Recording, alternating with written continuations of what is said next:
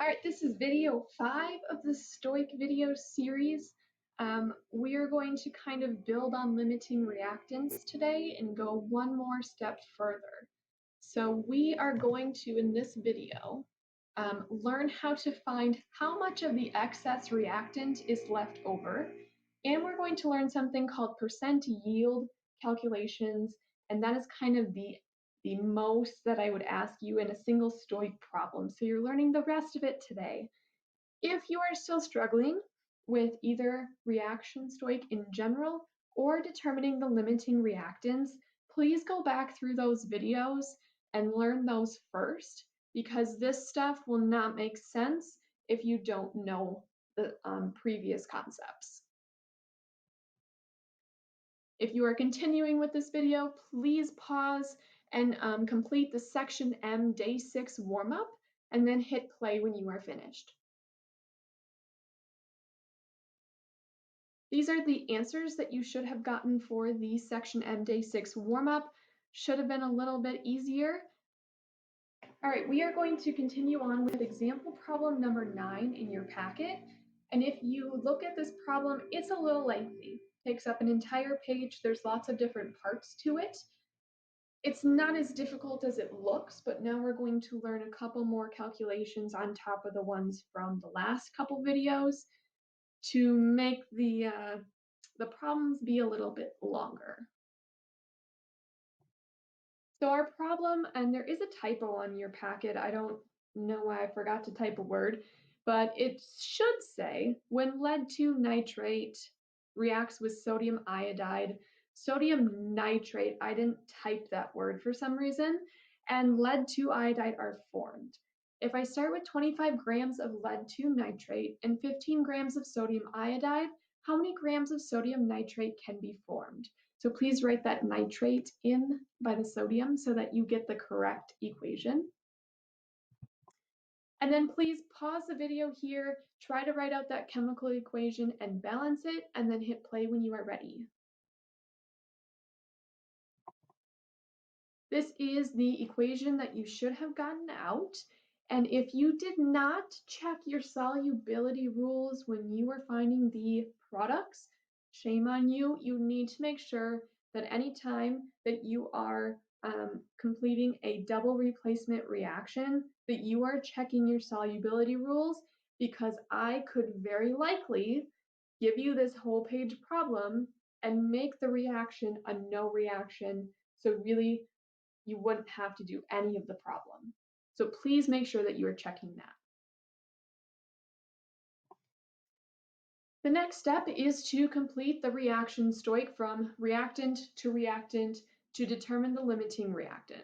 So I'm putting a bunch of those steps from the last 2 videos together into one, so that hopefully we can move forward a little bit quicker. So if you want to pause the video here, if you are comfortable with doing that reaction Stoic to determine the limiting reactant. If you are not, just continue with this video and I will go through it again. So I started with the 25 grams of lead nitrate that was given to me in the problem. Again, I always just pick the first reactant. Again, you don't have to, but I do for some reason. So I put that in the upper left-hand box. And then I went through that simple mole conversion to go from grams of lead nitrate into moles of lead nitrate. And then I went through the mole to mole ratio. So I am looking now, let me get my pointer. I'm looking here now. I used the balance equation to go from moles of lead nitrate into moles of my other reactant, which is the sodium iodide. And then I did another simple mole conversion to go from moles of sodium iodide into grams. And I found that I would need 22.66 grams of sodium iodide in order to react all of the lead nitrate. So then I had to go and figure out which was my limiting reactant. So I found that I would need 22.66 grams of sodium iodide to react all the lead nitrate. Through the problem, I found that I have 15 grams. So I want to purchase something for $22.66, but I only have $15, so therefore my money is limiting me to what I can buy. So that makes the sodium iodide the limiting reactant. If you struggled with this portion, please go back into videos 3 and 4 and review how to find limiting reactant. Now we can move on to the next part of this question, which is to use the limiting reactant to determine how much product is going to be made.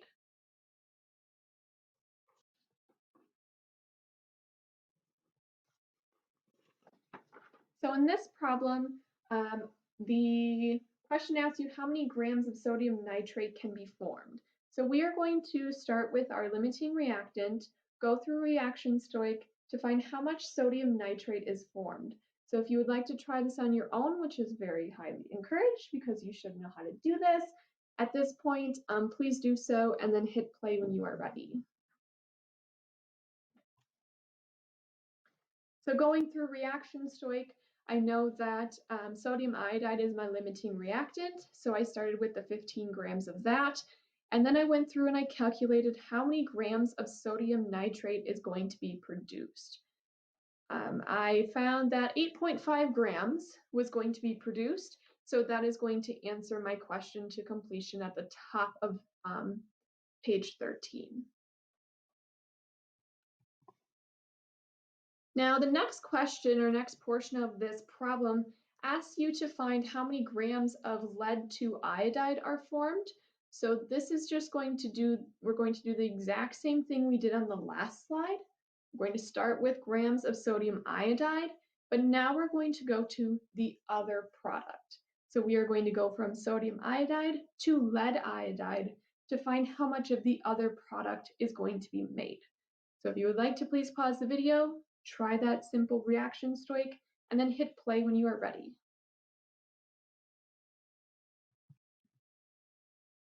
So I went through the same exact process, started with the 15 grams of sodium iodide, converted that into moles, did the mole to mole ratio to convert that into moles of lead iodide, and then I did another mole conversion to get grams of lead iodide to find that I would produce 15.4 grams, starting with my limiting reactant.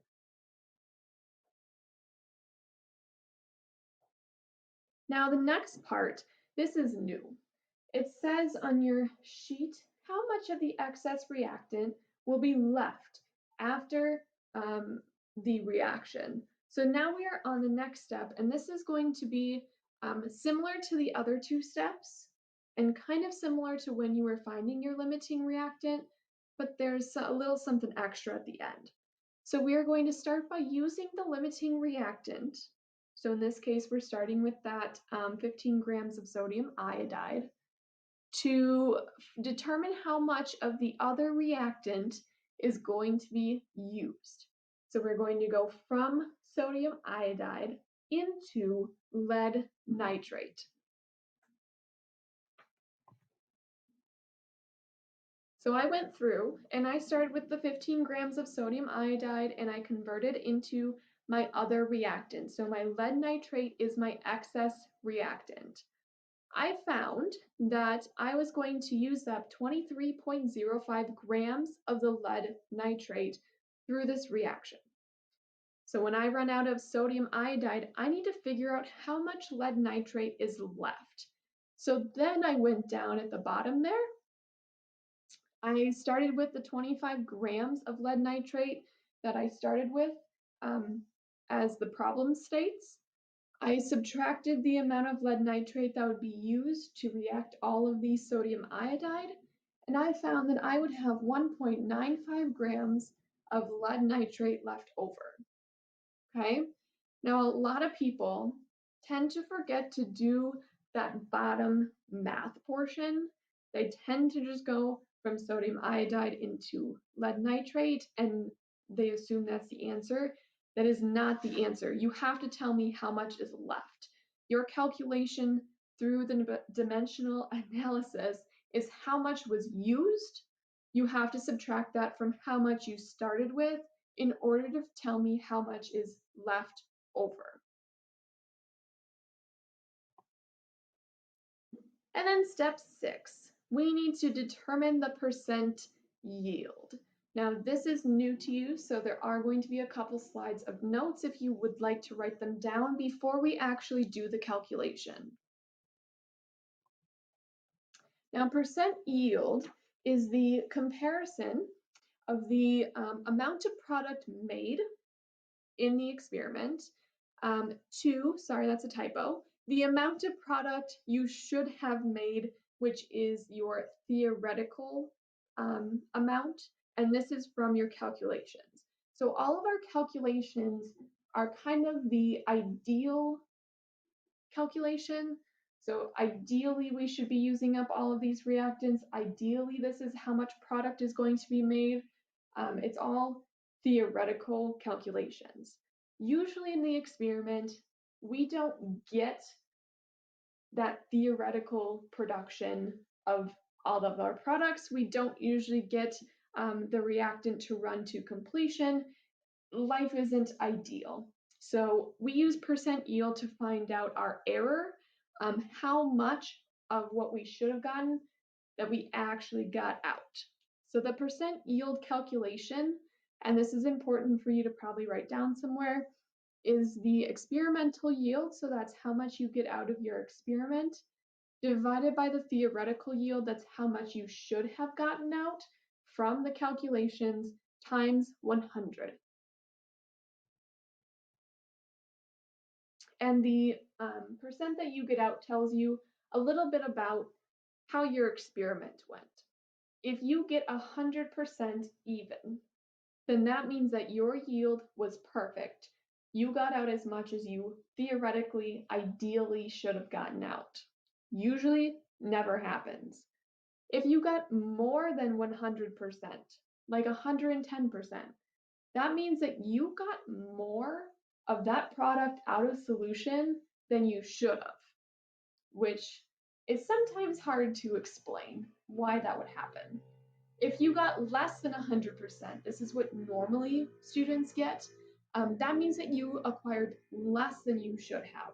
So if I was, through theory, supposed to get 10 grams of sodium nitrate out of solution, but I only got 7 grams out, then I would have a percent yield of less than 100, and that is normally what happens. So when we go through this calculation for this problem, right, it says that 6 grams of sodium nitrate were formed in the reaction, and we want to calculate the percent yield. So our experimental yield is that 6 grams that's given to us in the problem. Our theoretical yield we already calculated. So on a previous slide when we calculated how much sodium nitrate we were going to form, that's where we calculated that 8.5 grams. So that's where that number comes from. So the bottom one you have to calculate. So we do 6 divided by the 8.5 times 100 to know that we got a 70.6% yield, which actually is not very good. You want to be within about 5 to 10% yield. And in the future, like in the Stoich labs that we are going to do, you do have a certain percent yield that you have to get in that range for in order to get an A on that portion. So just be aware of that. So that is the end of video 5. The next video is going to cover more problems like this, but I would like you to try other problems in your packet. And again, watch this video again if you are confused on any portion of it.